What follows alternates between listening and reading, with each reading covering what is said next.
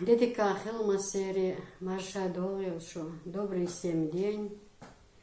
Вы снова на канале у Кисы.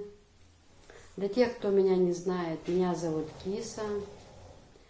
По поводу этого имени тоже хотела вкратце объяснить, потому что почти каждого зрителя интересует, почему такое имя. Я не знаю, почему людей так сильно волнует, что это обычное чеченское имя. Я не понимаю, что здесь странного.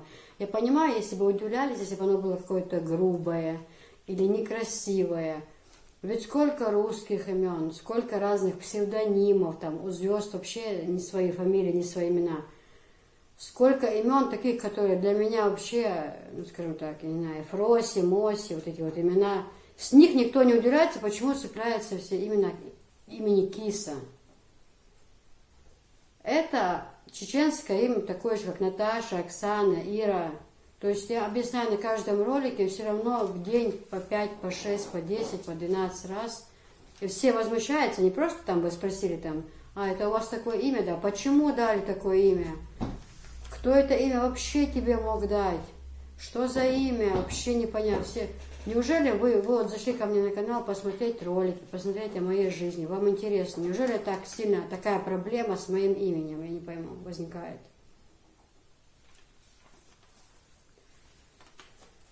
В общем, друзья, мне вообще по большому счету очень-очень приятно за все то внимание, которое вы проявляете ко мне. Я даже не ожидала. Я просто реально в шоке на все 100%. В каком плане я хочу сказать? В том, что меня смотрят люди и в Америке, и в Турции, и в Израиле, и во Франции, Италии, я не знаю, не перечислить всего этого, наверное, весь земной шар. Я просто приятно была удивлена, что столько людей смотрят. Вот помимо того, что имя и было пару еще негативных таких по поводу веры, то, что зачем приняла веру, ты предала христианскую веру и так далее. Насчет этого я полностью не согласна. Это люди говорят вообще не имеющие понятия ничего о вере вообще. И зачастую говорят те люди, которые совсем не соблюдают свою веру, вот эту вот православную, которые ни разу не были в церкви, которые ни разу не молились, которые ни разу нормально не поминали, не раздавали от своих родителей, ни от умерших, ни от живых, ничего, которые вообще не знают о вере ничего, они говорят об этом. Вот именно они говорят, что предала, а что предала, никто ничего не говорит. В то время, когда родители наши жили в Ростове, мы с сестрой помогали им и финансово, и на работе, когда в столовой работали, много продуктов отправляла. Ну, просто поддерживали родителей. Когда отца не стало, погиб в аварии, вот уже будет 4 года в августе, да, Герштойцен. Когда его не стало, мы мать забрали сразу к себе. Так как у нас нету больше ни брата, ни сестры, у нас всего 2, мы обе живем в Чеченской Республике, и мы мать забрали сюда к себе. То есть мы поступили на 100% по-человечески, другого варианта там и не было. Мы ее забрали через год, как погиб отец, так как были проблемы с домом, еще нужно было продать дом, нужно было уладить все дела. И никогда бы, даже считаю это некрасивым, считаю, когда человек хвалит сам себя и вообще Саня Хазадаци, и Тоуштаци, когда Шаша сам себя хвалит, когда человек, это вообще для меня никакие рамки не лезет. Но я бы хотела сказать, что ей не надо и 100 сыновей иметь, когда у нее есть 2 такие дочери. То есть мы никогда не оставим ее в беде, она никогда ни в чем не будет нуждаться. Она в данный момент, если не считая того, что она осталась вдова, у нее умерли родители, погиб муж. Если не считая вот этой боли, этой беды, то она живет в данный момент как сыр в масле катается. Просто реально. В прямом смысле. Она не нуждается ни в чем. Она кушает самую вкусную еду. Она спит на чистых постелях, наглаженных. Она одевается то, что она захочет. Хотя по возрасту, в таком возрасте уже что, но все равно она всегда приятно и красиво одета. она накормлена, она в тепле, она в любви. То есть лучшей старости просто не пожелаешь. Так интересно, у него возникает вопрос все-таки опять и опять, кого мы предали, кого мы предали. К отцу на могилу вот ездим, стараемся ездить раз в году.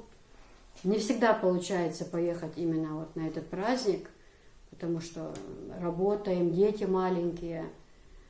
Если бы могила была здесь, мне кажется, я бы, наверное, неделю раза два бывала там. Ну, просто по нашим, по исламским законам на кладбище можно ходить только раз в неделю, это в пятницу. Но если бы он был где-нибудь поближе, и даже хотя бы в Чеченской Республике, то я бы находила время, я бы ездила, ухаживала бы за могилой. Но так как нету возможности такой, то памятник мы заказали хороший, мы сделали, мы часто его поминаем. Я на каждой молитве прошу Аллаха, чтобы он смилостивил, чтобы он простил все ему грехи. Я даже всегда перед молитвой, я вот замечаю то, что я как будто разговариваю с Всевышним. Я вот объясняю все, я настолько вступаю с ним, может, кому-то это будет странно, в диалог, но я уверена, что он меня слышит. Я всегда говорю, что да, мой отец не был мусульманином, да, он в каких-то местах он грешил, был грешный человек, но мы обе приняли ислам от всей души, мы, самое главное, соблюдаем намаз, молимся в день 5 раз, мы раздаем милостиву постоянно, или печем пирожки, жарим что-то, постоянно стараюсь что-то раздать. Я всегда говорю, вот, когда я даю что-то, я все время говорю, чтобы русские тоже все поняли, вот поминайте свекра моего, поминайте отца моего, дедушек, бабушек, вот у меня это все в моем подсознании, я произношу про себя эти слова и даю это милостыню этим людям. Часто мы оплачиваем, и сестра, я оплачиваем хлеб в магазине, это очень считается дорогим и считается вот, хорошо, если раздать. Вот я оплачиваю булок 30-20 хлеба, за него отдаю деньги, и люди это просто этот хлеб берут бесплатно. То есть вспоминают отца, свекра, то есть я это очень-очень соблюдаю. Вот, так что я не считаю, что мы кого-то предали. Тот, кто это говорит, пускай задумается сначала, какую жизнь он ведет, и ему тогда просто будет не до меня. Просто будет не до меня. Пускай задумается о своей жизни, прежде чем осуждать кого-то другого. Далее, друзья, перейдем к теме, к такой, что как-то была тема поднята о том, что висела у меня стирка во дворе, кто-то сделал замечание, что как-то неправильно была повешена, и там как-то, некоторым показалось, что я грубо ответила или сказала. На самом деле, я очень позитивный человек, очень добрая в душе. Я никогда в жизни, я боюсь человека даже обидеть словом иногда. Даже если вижу, иногда человек наглеет, я всегда даю ему 1, 2, 3 шанса. Думаю, может, он просто так сказал, сгоряча, может, он не такой плохой, может, он такой. Но когда человек переступает все рамки, когда я поняла, что он себя ведет вообще явно или считает меня за дуру, а пытается показать, что он там какой-то, то такого человека я уже, как говорится, разношу пух и прах. И я даже об этом не жалею, во мне вскипает кровь. Этому человеку потом нет пощады, и пускай он лучше со мной не связывается. А так, когда человек со мной по-нормальному, я последний отдам, последний платок своей головы сниму и отдам ему этот платок, если он по-нормальному. Я очень сильно уважаю людей, очень сильно общительная, веселая, люблю компанию, люблю там застолье, посидеть за столом, посмеяться, что-то рассказать смешное, ну вот артистичное это у меня в крови, ну вот вся такая позитивная. Но если люди начинают наглеть, то я буду таких людей наказывать, и которые особенно пишут, вот это вот, что предали кого-то там, это все я даже не хочу слушать. Ладно. С этим разобрались, ближе к теме. Я вот себе на листочке отметила более такие вопросы, которые мне задают, чтобы потом не сбиться. Ну вот все спрашивают, как вы рассказывали про свекра, как потом, как вот вы приехали в Чечню с сестрой, тогда свекр за вами приехал, вы приехали в Чечню, какова дальше была ваша жизнь, что в ней происходило, вот эти вот вопросы, они самые частые. Ну, приехали, да, мы сюда, первое время было тяжело, еще шла война, капитальная шла война, свекор ходил косить сено, я вместе с ним ходила, там большие поля, мы с ним ходили, я переворачивала сено, приносили домой, Хадижа все время ухаживала за детьми, стирала вещи, тогда же ни стиральной не было, ни воды, это все рассказывала. Ну, так вот день за днем, и вот в один день, как обычно, свекровь приехала с базара, мы все поужинали, и свекор всегда выходил на порог, он как помолится, всегда выходил на порог посидеть на стульчике маленьком, на свежем воздухе, это уже было вечером. И сын Висхан, он вышел тоже с ним, он игрался все время, дедушка его очень сильно любил, он был любимый внук у дедушки, он на него говорил визикант, аларцуцунах, что он дух везерцу, хауми бубуш. Ну, он сильно очень любил его, они вышли на порог, я в коридоре мыла посуду, у нас раньше летняя как бы кухня, коридор был, и там мы летом кушали, прежде чем выйти под навес. Я мыла посуду, все поужинали, я мыла посуду, сестра пошла стелить постели всем уже, и вдруг началась резко перестрелка такая, знаете, прям сильно, внезапно началась перестрелка, и по всему двору прям так, пули, вот все это, осколки, и свекор резко, он так, не пугался, бывало даже, когда начинали бомбить, свекровь паниковала, я паниковала, он как-то вел себя очень спокойно. Но когда он увидел, что это все очень рядом происходит, еще с ним ребенок маленький, то он мне успел крикнуть: «Киса, забегай в дом, бери его». А он сидел, пока он думает, пока он встанет, и ему было важно, чтобы поскорее мы забежали в дом. «Киса, беги ребенка и в дом быстро».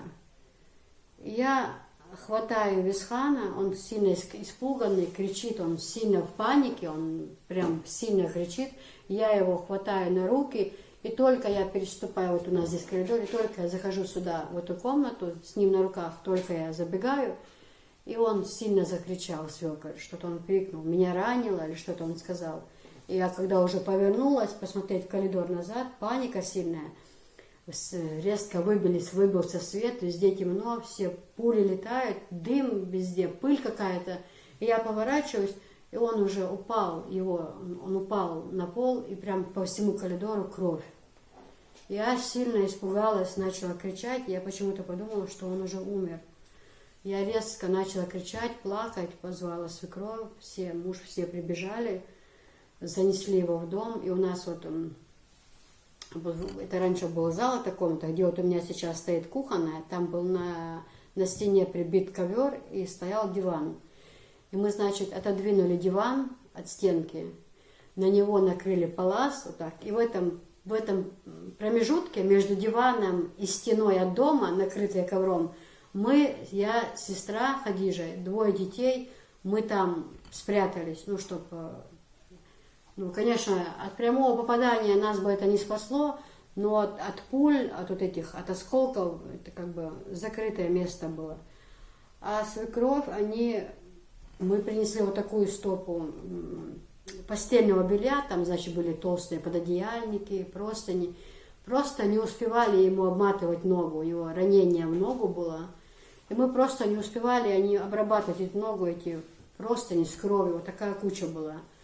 В больницу повезти мы не могли, это было где-то, вечером уже, пока это все случилось, это часов 12 ночи было.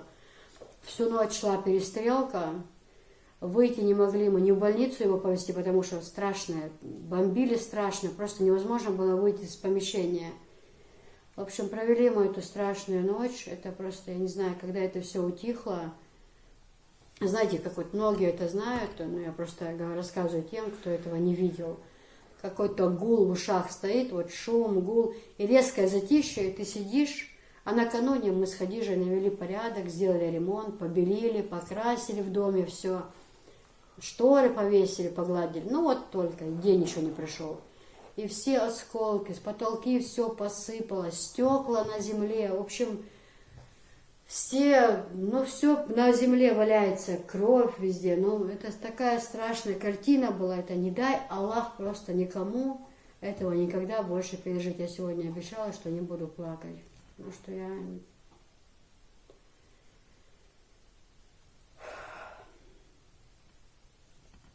это очень-очень тяжело. И когда утром вызвали скорую и повезли его по скорой в больницу, мы остались дома, я, Хадижа и дети, то 5 часов утра, пока я здесь разгребала, все это заметала, убирала эти осколки по дому, стирала эти простыни, все от крови, пока я это все наводила здесь порядок, Хадижа пошла по всем соседям. Ей было очень интересно, она сильно плакала, ей было интересно, у нас ведь много знакомых, друзей, может, кому помощь нужна, может, кто раненый лежит, может, у кого кто погиб за это время. Она ходила по всем соседям, и вот она к соседке к одной, она через огород пошла, эта бабушка, она уже умерла, ела, и дала гештуется на изендела. О, дик адам дерез, инзере дик адам дерез. Юалых шер изуч, о, юалых шер, хасхета цун, цяти алери, то, что саиш ена, первый хойе начен алба. Дель рез хавон. Она ее очень благодарила, вот, говорит, ты ко мне сама первая пришла, эта бабушка плакала, проведать нас, посмотреть, живы мы, здоровы мы. Дель рез хавон, алсиду и ланч, о, юалых шер, она так сильно плакала. Ну, в общем, пролежал свекор в больнице, в Аргун, отвезли его, и свекровь ухаживала за ним там. Ну, в общем, не заживали раны, понимаете, там какая система была, у него был сахарный диабет. Значит, и вот эти раны, они у него не заживали, куда попали осколки, они просто не заживали, эти раны. И, в общем, все хуже и хуже, хуже и хуже. И, в общем, приехал мой деверь с Волгограда, и он забрал их туда, в Волгоград. Или они сами поехали? По-моему, они сами поехали, да. Там он и в больнице лежал, долгое время они там были. Он там лежал в больнице, и потом вот эти бабушки, вот эти знахари, разное народное лечение. Ну, в общем, куда они только... Все меры, которые были приняты, так как один одно говорит, один говорит другое, что только не мазали, что только не делали. Ну, в общем, пошла гангрена, но, в общем, исход был плохим. А в тот момент мы остались дома с детьми. И вы знаете, и тогда впервые в жизни, но я ведь еще молодая была, на меня упала вся вот эта ответственность. То есть до сих пор я жила спокойно, в каком плане? Старшая во дворе, свекровь. То есть я выполняла свои дела, но вот быть ответственной, да, взять на себя эту ношу, вот, что вот во дворе, если у других наций это все намного проще, то у чеченцев это очень ответственный момент. То есть во дворе должна быть идеальный порядок, везде должен быть такой идеальный порядок, ты должен быть всегда, и на самом деле мы все должны быть так готовы, не только чеченцы. Нужно всегда жить с той мыслью, а вдруг сейчас. Мне даже страшно об этом подумать, но вот на сегодняшний момент даже вот постоянно в рейсе, дальнобойщиком работает. Я всегда и детям говорю, когда они часто говорят, мам, ты нас мучаешь, мы все время, мы не как другие, мы никуда не ездим отдыхать, мы все время что-то делаем, строим, убираем, ты вот все время нас, слишком ты с нами строга вот такая. Я всегда говорю, Анжела, говорю, а откуда ты знаешь, что может случиться? Не дай Аллах, конечно. Вдруг не будут спрашивать, не будут предупреждать, смотрите, сегодня случится то-то, сегодня случится то-то. Скажут, открывайте ворота, в вашей семье случилась беда. Давайте посуду, давайте кастрюли, давайте это все положите, не будут спрашивать. И мы же не будем, говорю, с тобой в то время бегать, убирать, отодвигать диваны, там за диванами, как некоторые делают поверхностную уборку вот эту, а с дивана отодвинешь под кроватью, вот там ужас один. То в день похорон, говорю, будут отодвигать и выносить все. И пускай там будет лучше чисто, чтобы потом не сказали, вот во дворе была и невестка, и внучка, а такой беспорядок везде. Мы должны быть к этому всегда готовы. Я не знаю, мне эта свекровь моя настолько, она меня как будто, знаете, через систему в кровь мою залила, вот это сознание того, что всегда должны... И если там, да, вот, например, в данный момент у меня под навесом, я считаю, бардак. мне на душе очень сильно неспокойно на самом деле, потому что беда может случиться в любой момент. И просто очень сильно дожди идут, еще холодно, но у меня очень неспокойно на душе, что у меня там на данный момент беспорядок. Но обязательно, как только потеплеет, я приму меры, наведем порядок, и все будет идеально. Хотя мне сейчас очень неспокойно. И вот тогда вся ответственность села на меня. Вот, оно начиналось лето. Никогда не было такого, чтобы я полностью... Комнаты большие, обоев, всего этого не было. Потолки, вот в зале был потолок, у нас деревянный, красился белой краской, такие были квадраты, и он уже был красить. То когда я это ей помогала все это делать, то это было одно. А когда это все упало на меня, элементарно развести звездку, чтобы не оставалось полосок, как покрасить, как все это сделать, все эти комнаты побелить, выкрасить полы, да, вот краску добавлять лака, ну столько этих деталей, их очень много, то я очень сильно переживала за это. Я думала, вот сейчас, они периодически звонили, как сейчас сотовых не было, вот такая связь была, мы периодически связывались с ними, но она говорила, что ничего хорошего нет, что все очень плохо, делов не будет, скоро мы приедем домой. А у нас в то время было здесь и хозяйство, коровы были, и телята были, и еще на базаре ездила, торговала на базаре, так как свекруха занималась тогда базаром, и это все тоже осталось на мне. Помидоры, огурцы, свекла, картошка я продавала. И еще я от себя потом начала бизнес тоже заодно, думаю, раз я сижу на базаре целый день. Я, значит, купила электрическую мясорубку и покупала мясо у мясников. И на фарш, прямо там на рынке, я крутила на фарш, на мясо, а косточки забирала домой, там то суп варили, то еще что. В общем, занималась я на базаре целый день, торговала, приезжала домой, у меня дома и скот был, корову нужно было подоить, про молоко просепарировать, сыр сделать. Ну вот это все резко упало на мои плечи. Я молодая, дети маленькие, мне на самом деле было очень тяжело. И даже, знаете, не сказать, что мне прям мне больше было страшно, и я хотела это все сделать на отлично, чтобы не было таких разговоров, что вот как свекровь был порядок, как ее не стало, все стало беспорядком. И, значит, я накупила краски, побелки. Я и ночью, знаете, шли сильные дожди, я ночью красила и белила вот в этом зале. Дети ложились спать, а я белила и красила все здесь. И двери раньше красили же, и подоконники красили, сейчас все пластиковое, обои. А тогда все это нужно было делать руками. И свет выключали, бывало, свечку включала, я здесь красила, белила. Там в конце этого зала фотообои приклеили мы. Это все мы делали ночью. В общем, везде красила, побелила. И свекровь все предупреждала, что должна была корова отелиться. Вот это было самым страшным. Я думала, ну как, я растеряюсь, я никогда с этим не... с ней рядом я бывала в таких моментах, чтобы ответственность была полностью на мне. А вдруг что случится, а вдруг как. В общем, я часто ночью ходила, смотрела корову, как она там. И вот просто в одно утро, как перед тем, как ехать на базар, я выхожу на улицу, а корова стоит, и рядом около нее уже теленок стоит. Она уже его, облизала, он с ней рядом стоит, такой малюсенький, хороший. Я так прям расплакалась, удивилась. Для меня это так было странно, что это все так произошло, и ничего страшного не случилось. Что, в общем, я позвала хозяина, мы там отгородили место для теленка отдельно, в общем,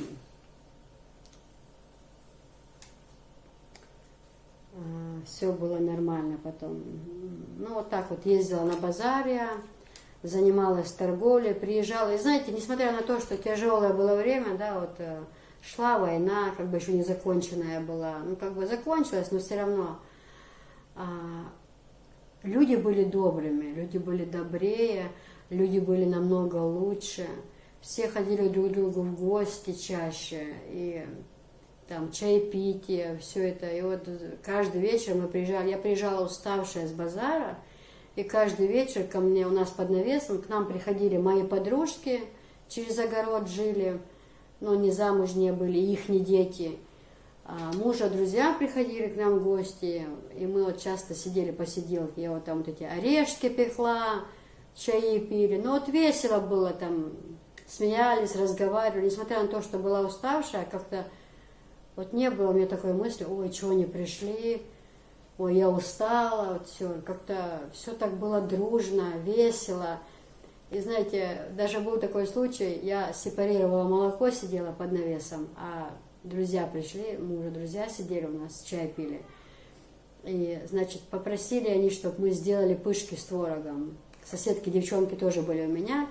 И я пошла, по-моему, за простоквашей, за кефиром в дом я пошла. Или муку набрать пошла, не помню. Что я остановила этот сепаратор, ну, вынужденно. И что для меня было странным и очень сильно, не знаю, и приятно, и смешно, и удивительно, когда я вышла назад, то один из друзей сидел, крутил эту машинку. Он говорит, Кис, я тебе помогу, ну, чтобы этот процесс не остановился, я, можно, тебе помогу? Я, вот многие думают, да, вот говорят, ой, чеченцы такие, там, они там звери, они какие-то строгие, какие-то такие. Нет, на самом деле они очень хорошие люди, просто их нужно знать, их нужно понять. И вот для меня это было тогда удивительно и приятно. Вот один из друзей сидел и крутил эту машинку. Вот сам хозяин, он бы этого никогда не сделал. И тот, который крутил своей жене, тоже так бы не помог. Но так как я жена друга, мне можно было это из-за уважения ко мне, к моему мужу. Ну, в общем, прошли дни, и внезапно, тогда же не было ни телефона, ничего, никто меня не предупредил. Резко открываются ворота, и, значит, приехали домой. Свекор уже был в плохом состоянии, свекор, свекровь, деверь приехал с Волгограда, в общем, привезли его, он лежал сзади в машине на перине, все ноги у него опухшие, такие налитые, нога, ну, там уже у него все по кускам просто, гангрена пошла сильная.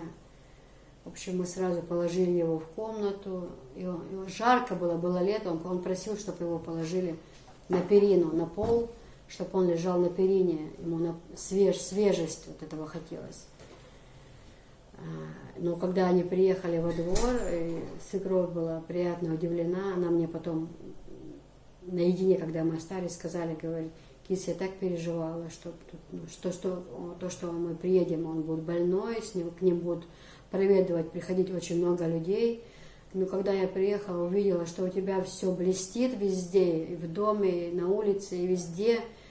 Ой, ты такая молодец вообще, так приятно, везде порядок идеальный, ты справилась с этим, молодец. Ей очень это понравилось, она похвалила. А свекор попросил, чтобы посадили его в каталку, в кресло и повозили, он уже сам ходить не мог, и повозили по двору, он рад был, что он вернулся к себе домой, во двор, чтобы повезли его туда, где коровы. Он, когда увидел теленка, он заплакал.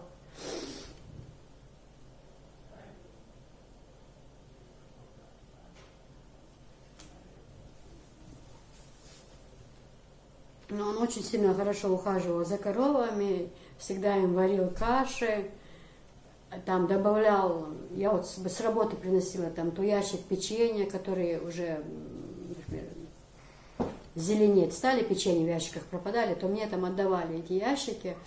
Я, значит, забирала их домой, они такие большие, и он очень рад был, когда я приносила. Вот он кашу варил, я говорю, женщины, наверное, больше так вкусно не варят, как он варил коровам вот эту еду. Отходы там с буряка, с морковки, вот эти печенья покрушат, хлеба прям мешками я приносила домой, вот отходы со столовой, работала в столовой, и было очень много отходов, и приносила я в мешках хлеб домой, каши в ведрах, и вот он все давал. То по приезду домой ему было очень, хотелось увидеть, как коровы, теленка, он был рад, что теленок появился, все спрашивал у меня, как ты, киса, справилась, молодец, все, ну, в общем... Ну, я не знаю, сколько он так продержался, все было хуже и хуже, хуже и хуже, и вот 4 августа его не стало. Ой, как было странно, как было странно. Знаете, было страшно. Было страшно. А пусть у нас был полный двор людей, но двор был пустой. Двор был абсолютно пустой. Знаете, он был очень строгим, да, он был очень строгим, но он был нашей опорой. Когда он жил во дворе с нами, я ничего не боялась. Я всегда знала, что у меня есть тыл большой, что у меня всегда... Да, он мог меня сам где-то поругать по делу, где-то сказать, это не так, то не так, но он никогда никому не позволял меня обижать со стороны. У меня был очень сильный тыл. Он никогда никому бы не позволил меня обидеть. Он говорил, если ты даже что-то неправильно сделаешь или скажешь по-чеченски, я лично буду разбираться с этими людьми, и не место просто у нас во дворе. Ты только, киса, молись, не оставляй молитву. Больше я тебя ничего не прошу. Соблюдай наши законы и не оставляй молитву. И я изо всех сил соблюдаю, сдерживаю слово, что я ему дала. Да, Алла. Ну, в общем, сообщили мы тогда родителям моим, они тогда в Зиманиках жили, в Ростовской области, Зиманиковский район, сообщили о том, что он умер. И мать позвонила, сказала мне, что отец выехал, отец едет на похороны. А он приезжал, когда свекр больной лежал, он приезжал, проведывал его. Свекру очень понравилось, он был очень рад, что отец приехал. И, значит, когда он когда он умер, мать позвонила и сказала, что отец едет. Тогда Висхан был маленький, я не знаю, ему года 3-4 было, такой маленький он был. И знаете, он был очень-очень противный. Он все время плакал, все время падал. Он от меня не отходил ни на минуту, я ничего не могла делать.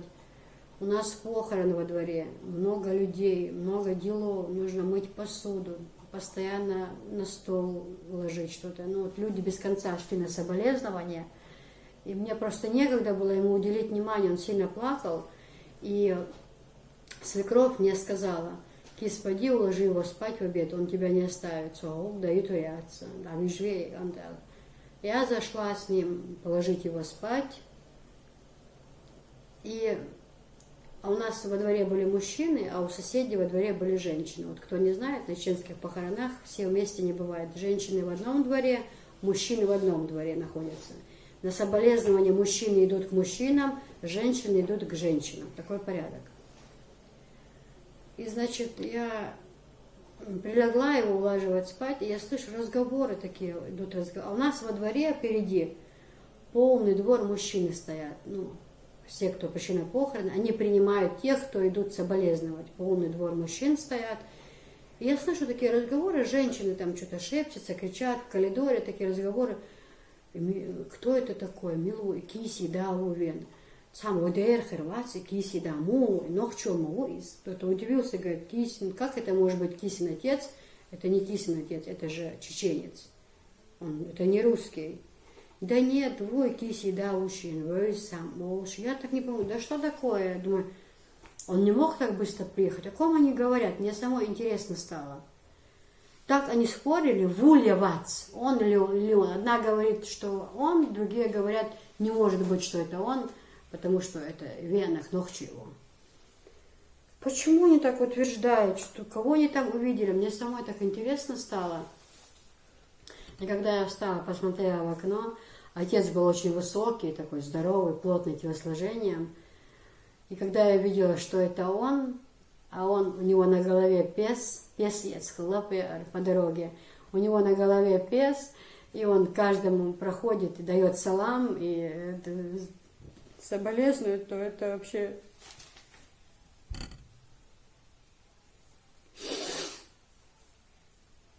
Обещала не плакать. Но все мои такие истории, просто я не могу сдерживать эмоции свои. А он что сделал? Как получилось? Он когда приехал в Шали, то когда он взял такси, чтобы ехать сюда на Ведено, он у таксиста спросил: я кое-что буду говорить на чеченском, я буду сразу переводить, но не осуждайте. Не все есть, которые понимают ни один язык, ни второй. И что... захалуши вел, короче, юши ногчи чунгахмаря. Штезедел, дюхал первый раз в жизни вычусо, худодеша, скертвечи, хуалдеша, мух, вообще поведение мух или есть, хаттин хилацо, таксисты. А ухуэла, что хинсвэш, первый тюкна, любой первый магазине вэшим он пес, я цурю, хокерт качи, божий хербу керта, массарги салам дел, далгеш дуэр, он научил ему эти слова говорить. И эрдоа, массаргиш, салам луш далгеш дуэр, вистхеруэл, суи амин. Он его сказал, перевожу я, когда во двор зайдешь, будет очень много. Ну, в общем, друзья, он попросил таксиста, как мне себя вести, когда я приеду на похороны. Я первый раз на чеченских похоронах. Мне не хочется, чтобы с меня все смеялись. Что говорить, я не знаю. Научи меня. Он говорит, мы сейчас заедем в магазин, я тебе пес куплю. А ты, когда во двор зайдешь, много мужчин там будет, ты всем салам дай. И научил его говорить те слова по-чеченски, что нужно произнести. И когда он зашел, я смотрю в окно, а он к каждому подходит, в пес на голове у него, он так, рубашка с длинным рукавом, так скромно, красиво одет. На самом деле, конечно, на ханхурда его было не отличить просто от чеченца. Он так старался выглядеть соответственно, чтобы вот, ради меня, чтобы вот, перед дочкой своей, чтобы дочке не было позорно за него. Вот, на самом деле...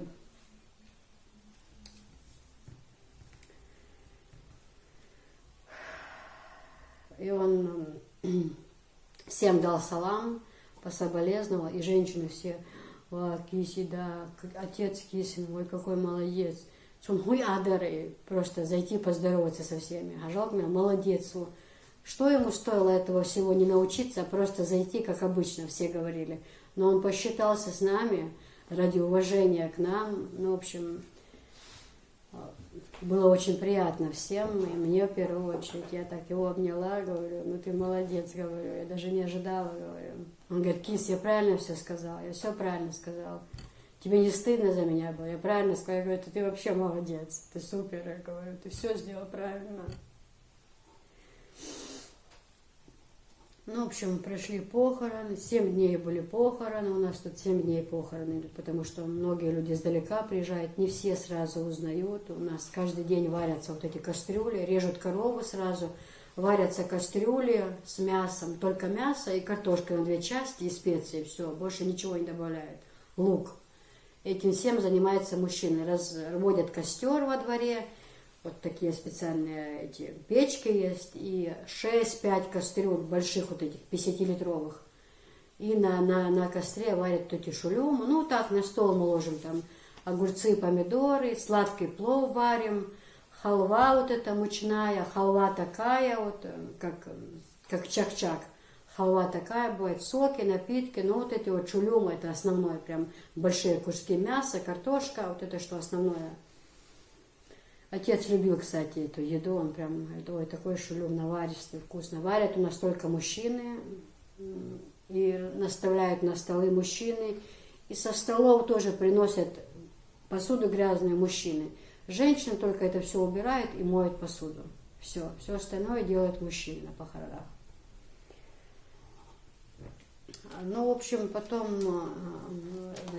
я устроилась на работу в батальон Юг, здесь у нас чеченцы, ну, батальон Север, батальон Юг, в общем, там были все чеченцы, у нас было 6 или 7 поваров, мы, значит, готовили, было очень тяжело, никаких условий не было, просто сделали стены, плиточные стены, на полу цемент. Дрова привозили, какие-то длинные дрова с России, я не знаю, откуда их привозили, они все были мокрые. Печки такие топились, как в годы войны. Вот знаете, вот печка, на колесах стоит печка, и на ней такие котлованы, у них вот с одной стороны 2 кастрюли, и с другой стороны 2 кастрюли. И вот эту печку впереди, пока ее разжжем, а бывало такое, что ночью нужно было, чтобы на выезд ехали ребята, то нам приходилось ночью вставать в 2, ночью в 3, пока мы ее вся столовая в дыму, они дымятся, они не разгорались. В В общем, как это все было тяжело, в каком холоде мы работали, в каком всем этом. И вот много печек у нас стоят, таких, которые тоже вот военные печи, которые они не работали, просто на всякий случай стояли, вот они понад стеной. И вот напоследок я вам расскажу, таких моментов было очень много, но вот я вам расскажу один из моментов, как это все случилось. Значит, в один момент, ну, у нас были пересменки, то есть через день или через 2 дня мы работали, 5 женщин одну смену, 5 женщин другую смену. И вот со смены иногда оставалось там немного масла подсолнечного, немного масла сливочного, тушенки. Ну, вы знаете, кто работал, тот знает эту сферу. Но времена были тяжелые, кормить семью как-то надо было. Зарплаты были мизерные, 5-6 тысяч была зарплата. Ну и, в общем, с нашей смены осталось банок 10 тушенки. И мы не могли в тот день. Мы ее делили на всех и брали домой. Может, начальство сейчас смотрит, но они были в курсе всего этого. Вот. Значит, осталось этих 10 банок, и я просто не знала, куда их спрятать. Домой забрать не вариант был. И печи, которые мы не использовали, которые никогда не включались, в них такая дверца была. Я ее туда положила, эти 10 банок, закрыла, думаю, не пользуются, ее все равно не будут включать. И мы пошли спокойно домой. И вот на следующий день звонит мне подруга и говорит: Киса, там такое случилось, там такое случилось. Я говорю: что случилось? Она говорит: ты прятала банки с тушенкой в печку. Я говорю: ну я, а что, говорю. Ну, в общем, что-то там случилось, или те печки не работали, или дрова закончились, что пришлось им включить другие печки. Или много людей было, что не успевали всю готовку делать, что нужно было включить дополнительно еще другие.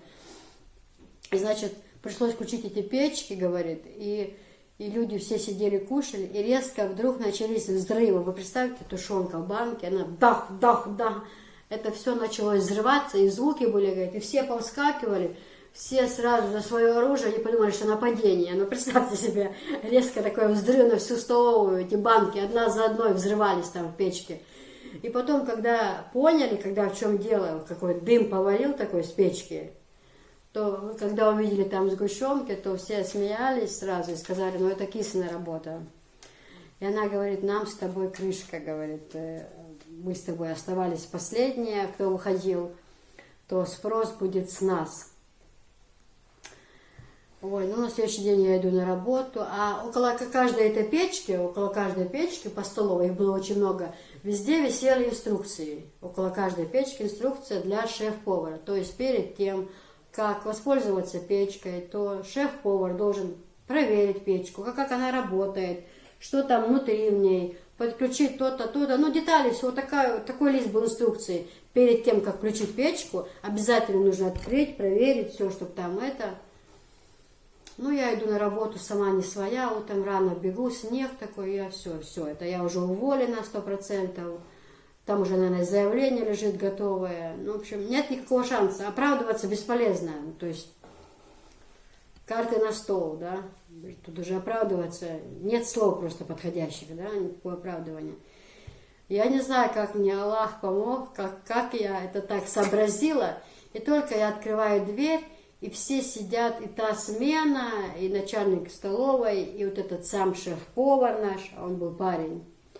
И все сидят, и с такими выражениями, кто смеется, кто думает: а, сейчас тебе, ну все, дорогая моя, доигралась ты. Но у всех такие выражения лиц. И шеф-повар идет ко мне навстречу, такая у него улыбка, слегка ехидная, слегка... Ему интересно было просто, что я скажу. На что он мне говорит: ну что, саперша, он сказал, или взрывчатница, кто ты там. Ты нас вчера тут не подорвал со своими тушенками здесь. Идет и смеется. И я, не растерявшись, не знаю, откуда у меня эти силы нашлись, как я нашла эти слова, я говорю: в этом во всем ваша вина, я говорю. Вы виноваты. Вы, как шеф-повар, вы перед тем, как воспользоваться этими печками, вы должны были посмотреть полностью инструктаж, По инструктажу русским языком написано, что перед тем, как эксплуатировать эту печку, шеф-повар должен в первую очередь проверить, что находится в печке, наличие то-то, то-то, то-то, то-то, то-то. Я начала все это ему перечислять. Он стоит на меня молча, смотрит, наверное, минуты 2-3, машет головой, слегка улыбка на лице и говорит: мне нечего тебе сказать. Он засмеялся и ушел. Он говорит: у меня нет к тебе никаких претензий. Абсолютно тебя обвинить мне не в чем. То есть мы тебя не поймали с банками, несущими домой. А может, я эти банки просто положила, да? Ну, временно туда положила. Меня же никто не поймал с этой банкой в сумке. Предъявить мне по факту было нечего.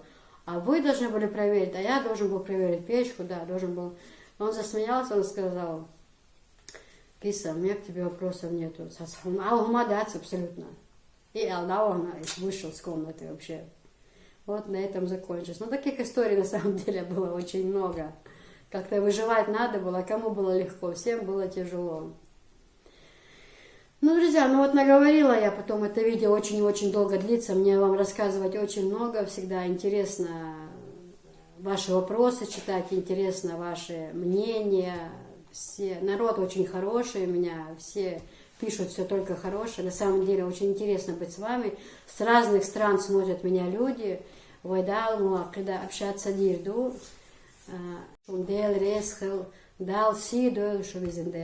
смотрите мои видеоролики. Не забывайте ставить лайки обязательно. Ставьте лайки, друзья, под каждым видео. Но это так несложно, просто поставить лайк. Ставьте лайки и пишите комментарии. Всего доброго.